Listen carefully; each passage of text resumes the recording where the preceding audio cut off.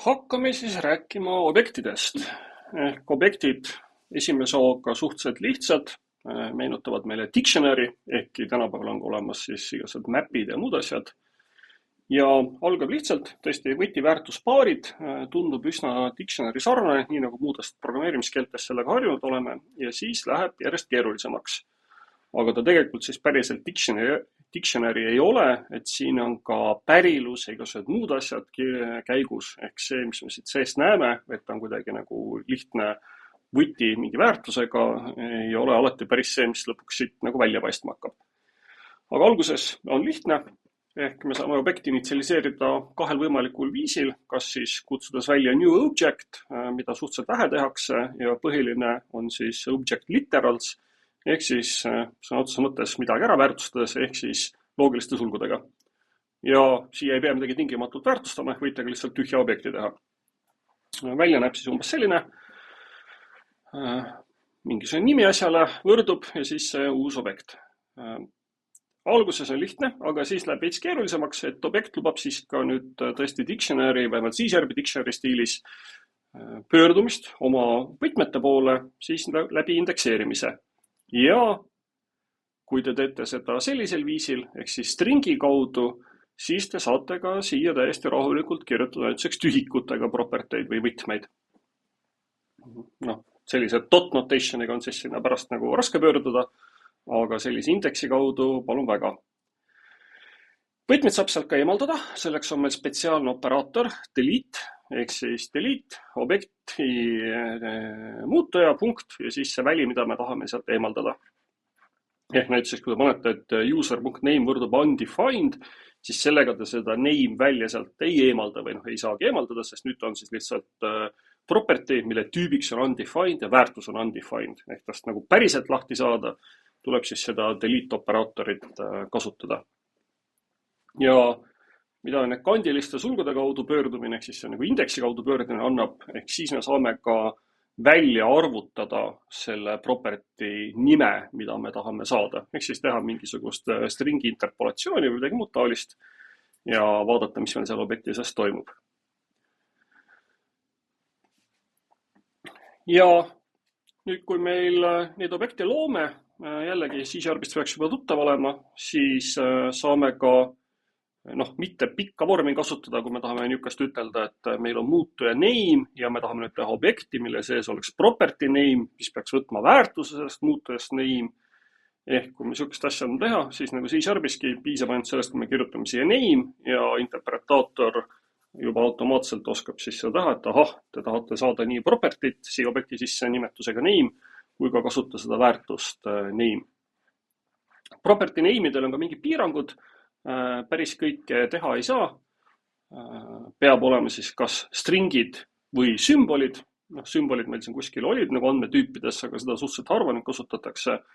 Ehk ennekõike peavad need olema stringid ja isegi kui te kasutate numbreid, te justkui nagu saate seda teha, aga sisemiselt need viiakse üle siis ikkagi stringideks. Saate ka teha nagu ebameeldivaid tegevusi, ehk näiteks panna oma property nimeks keywordi return, mis on suhteliselt kole lähenemine, et ärge palun nii tehke, mis sest, et saab. Mis on proto, sellest räägime veel siis eraldi pärast. Siis saate uurida, kas siis see property on ka päriselt olemas seal objekti sees. Ja siin nüüd tekivad igasugused huvitavad nagu variandid. Ehk kõigepealt saab siis küsida nagu võrdluse undefinediga. Vastab true. Aga see vastab ka true sel juhul, kui see no such property päriselt ongi olemas ja ta on lihtsalt tüübist undefined, väärtusega undefined. Ehk selle peale siin nagu alati ei tasu kindel olla. Ja selleks on see olemas ka spetsiaalne operaator in, millega siis saab küsida property nimi in ja siis mingisuguses objektis, ehk siis kas see property nimi on seal olemas. Ja siin on ka siis näide sellest undefinediga nagu mängimisest. Meil on name undefined. Jah, see siin annab true, sest ta on tõesti ikkagi olemas. Ja mis sest, et ta on küll siis väärtusega ja tüübiga undefined, aga see ikkagi ütleb true. Mis on ka nagu õige, on ju. Ja kui me küsime name in X, siis see ütleb true, sellepärast et ta ju on olemas. Aga kui me nüüd küsime X-foo, mida ei ole siin selles X-i sees olemas, ja küsime, kas ta on undefined, siis see on ka undefined. Aga foo in X, see nüüd annab lõpuks false'i. Ehk siis, kui te tahate päriselt kindel olla, et mingisugune property seal objekti sees olemas on, siis tuleks seda inni kasutada. Väike märkus, kuna tegemist on objektiga ja objektid on meil pärilusega, siis in kontrollib ka mööda päriluspuud ülesse. Ehk kui selles objektis ei ole, siis äkki, kui see on pärilusega tulnud objekt, ehk tal on olemas mingisugune parent või vanem, siis ta ka läheb selle vanema seest kontrollima, kas see on äkki kuskil seal olemas.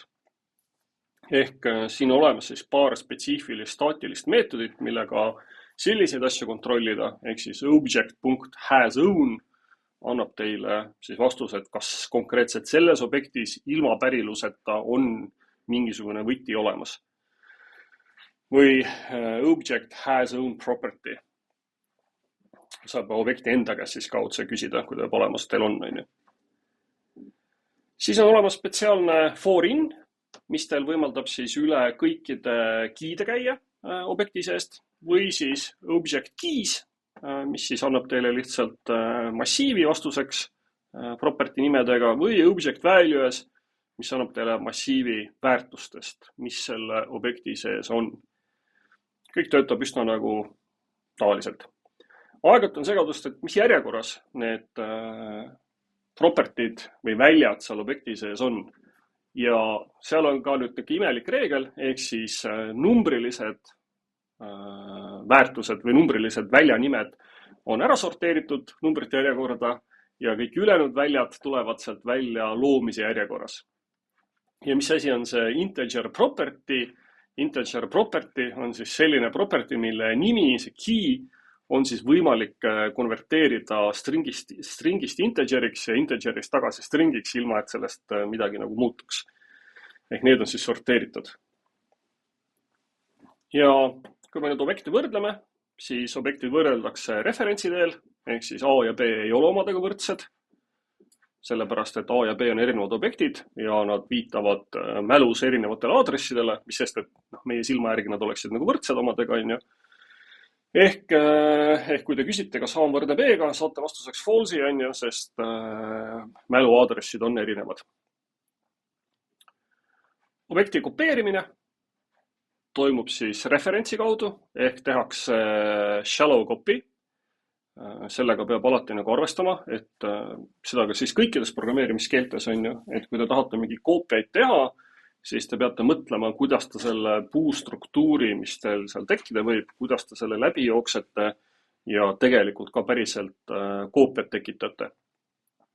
Aga on meil siis olemas siis selline meetod, paar tükki suisa on ju, nagu object assign, destination ja siis nii-öelda parameetritena massiiv teistest objektidest, mida siia sisse kopeerida.